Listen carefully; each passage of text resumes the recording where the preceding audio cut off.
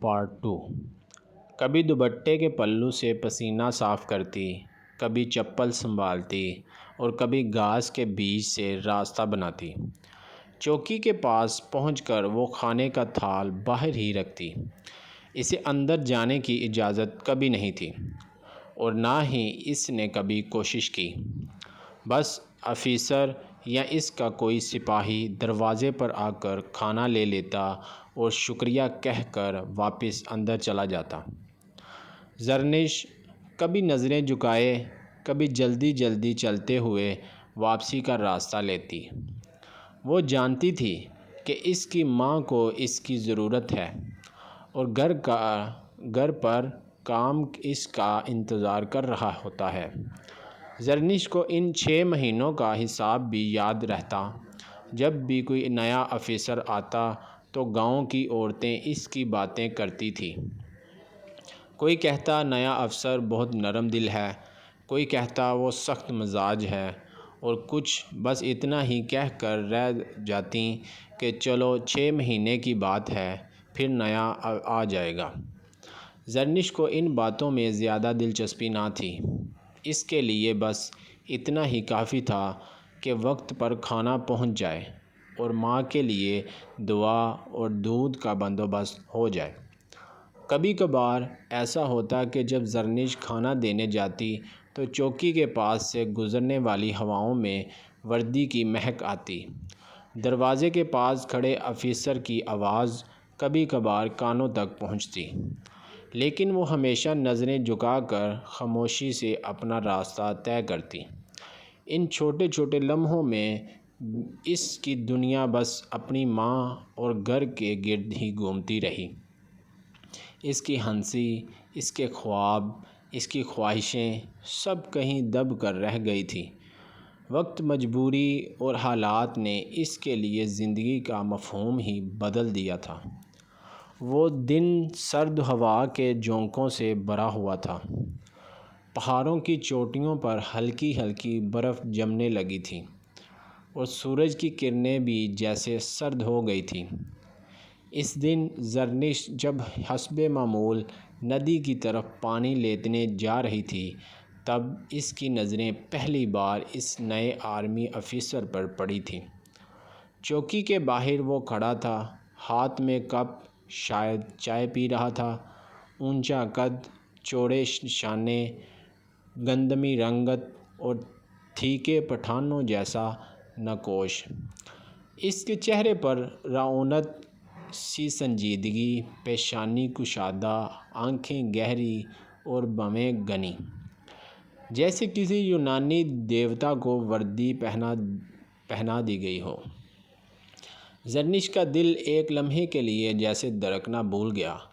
اسے علم تھا کہ ہر 6 ماہ بعد یہاں نیا آرمی والا آتا ہے، لیکن ایسا وجیح، اتنا پرکشش اور سنجیدہ مرد اس نے پہلے کبھی نہیں دیکھا تھا۔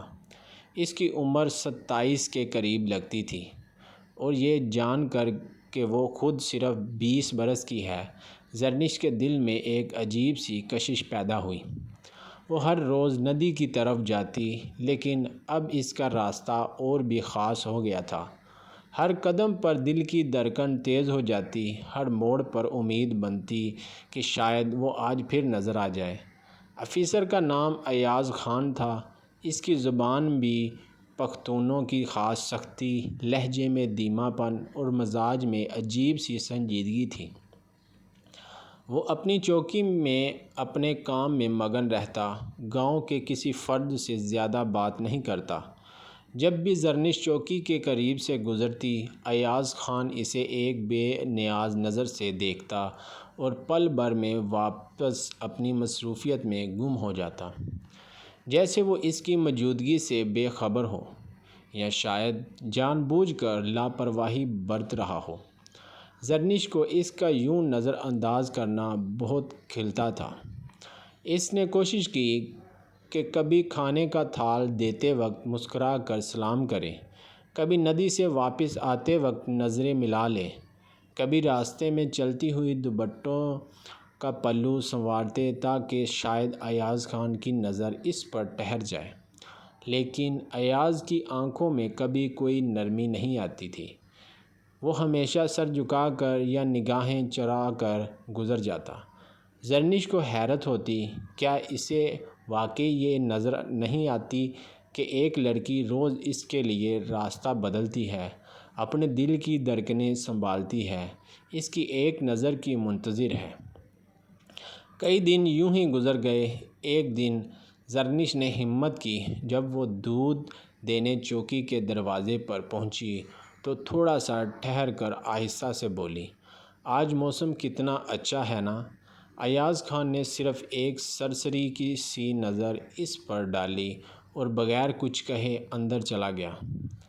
زرنش کے دل پر جیسے کسی نے پانی پھیر دیا ہو، مگر اس نے ہار نہیں مانی۔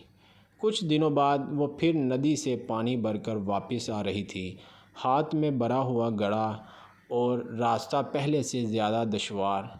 راستے میں ایک موڑ پر اس کا پاؤں پھسلا اور وہ لڑکھڑاتے ہوئے زمین پر گر گئی۔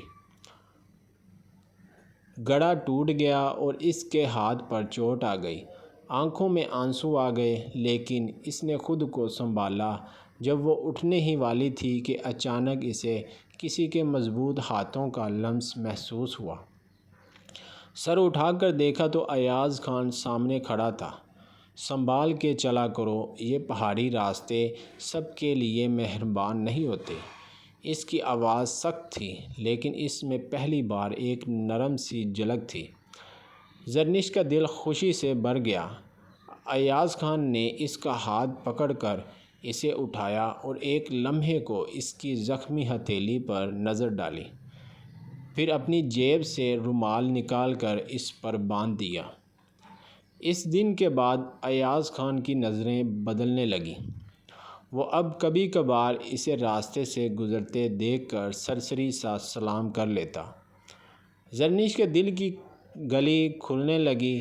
وہ اب زیادہ خوش لباس ہو گئی تھی، دوپٹے کے رنگ چمکدار ہونے لگے، چوٹی میں نئے پھول سجنے لگے۔ کبھی وہ زیادہ خوشبو لگا کر ندی کی طرف جاتی، کبھی کھانے کے تھال میں کچھ خاص بنا کر بھیجتی۔ ایاز خان خود بھی اب اسے نظر انداز نہیں کر پاتا تھا۔ اس کی سادگی، خاموش محبت، محنتی ہاتھ اور معصوم مسکراہٹ جیسے آہستہ آہستہ اس کے دل کے دروازے پر دستک دینے لگا ہو۔ وہ جانتا تھا کہ ان کے بیچ 7 سال کا فاصلہ ہے۔ وہ جانتا تھا کہ یہ لڑکی ایک مختلف دنیا میں پلی بڑھی ہے، لیکن پھر بھی دل کے معاملات کب عمر، ذات اور فاصلے دیکھتے ہیں۔ زرنش کی ہر مسکراہٹ، ہر خاموش سلام اور ہر نظر پھر دیکھنا ایاز کے دل میں ایک نرم گوشہ بناتا گیا۔ اور پھر ایک دن ایسا آیا جب زرنش چوکی کے دروازے پر کھڑی تھی، ہاتھ میں کھانے کا تھال، نظریں جھکی ہوئی۔ ایاز خان نے تھال لیتے وقت پہلی بار دھیمے لہجے میں کہا، آج کے کھانے میں تم نے جو خوشبو ڈالی ہے وہ دل تک اتر رہی ہے۔ یہ سن کر زرنش کے چہرے پر ایسی خوشی جھلکی کہ جیسے برسوں کی دعائیں رنگ لے آئیں۔ زرنش کا دل روز اس امید کے سہارے جاگتا کہ شاید آج کچھ خاص ہو، شاید آج ایاز خان کی نظر اس پر ذرا زیادہ ٹھہر جائے، شاید آج اس کے لہجے میں وہ سختی نہ ہو جو ہر بار زرنش کے دل کو چبھتی تھی۔ وہ ہر روز اپنے کپڑوں کے رنگ بدلتی، دوپٹے کو نئے انداز میں لپیٹتی، چوٹی میں کبھی سفید جنگلی پھول تو کبھی نیلے رنگ کی ربن باندھتی۔ ندی کا راستہ اس کا پسندیدہ راستہ بن چکا تھا، کیونکہ وہ جانتی تھی کہ ایاز خان اکثر اسی وقت چوکی کے باہر کھڑا ہوتا ہے، کبھی دور پہاڑوں کی طرف نظریں جمائے، کبھی چائے کے کپ کے ساتھ خاموش کھڑا رہتا۔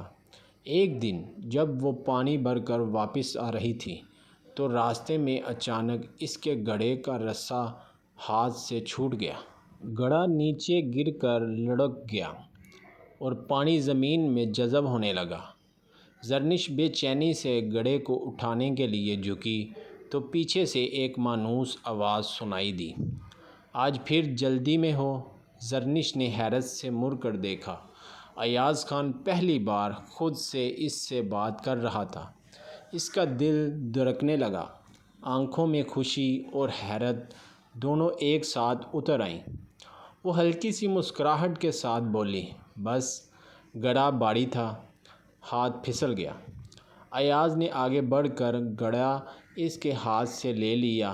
آؤ میں لے جاتا ہوں، ورنہ تم پھر گر جاؤ گی۔ زرنش نے نظریں جھکا لیں، دل میں جیسے ہزاروں ستارے جھلملا اٹھے تھے۔ یہ پہلی بار تھا جب ایاز خان نے اس کے ہاتھ سے وزن لیا تھا۔ چوکی کے پاس پہنچ کر اس نے گڑھا اس کے صحن کے کونے میں رکھ دیا۔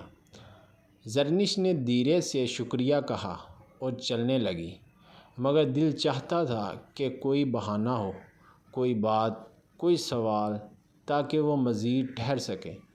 چند قدم چلی تھی کہ ایاز خان کی آواز پھر سنائی دی، زرنش تم ہر روز اکیلی ندی پر کیوں جاتی ہو؟ زرنش نے پلٹ کر اسے دیکھا، امی کی طبیعت ٹھیک نہیں رہتی، گھر کے سارے کام مجھے ہی کرنے ہوتے ہیں۔ ایاز کی آنکھوں میں پہلی بار ہلکی سی نرمی ابھری۔ اور تم خود کا خیال رکھتی ہو؟ زرنش نے نظریں چرا کر سر ہلا دیا۔ اگلے دن جب وہ دوبارہ ندی پر جا رہی تھی تو راستے میں اسے چوکی کے گیٹ کے پاس رکنا پڑا۔ ایاز خان وہاں کھڑا تھا، اس کے ہاتھ میں ایک چھوٹا سا کپڑا لپٹا ہوا تھا۔ یہ لو، تمہارے پچھلے زخم پر پٹی صحیح نہیں ہوئی تھی، اس پر یہ مرہم لگا لینا۔ زرنش نے حیرت سے وہ کپڑا تھاما، نظریں جھکی ہوئی تھیں، مگر لبوں پر دبی دبی مسکراہٹ تھی۔ شکریہ۔ اس کے دل میں ایک انجانی خوشی پھیل گئی تھی۔ پھر یوں ہوا کہ ایاز اکثر کسی نہ کسی بہانے سے دروازے کے قریب آ کھڑا ہوتا۔ زرنش جب کھانے کا تھال لے کر آتی تو پہلے کی طرح دروازے پر رک کر جانے کی بجائے کچھ لمحے رکتا، کبھی سلام کا جواب دیتا، کبھی پوچھ لیتا، آج کھانے میں کیا ہے؟ کبھی ہلکی مسکراہٹ، کبھی ایک دو جملے۔ زرنش کے دل کی دنیا بدلی جا رہی تھی۔ وہ دن رات انہی لمحوں کو سوچتی، بار بار انہی باتوں کو دہراتی۔ ایک سا پہر جب زرنش ندی سے پانی بھر کر واپس آ رہی تھی، آسمان پر کالے بادل چھا گئے۔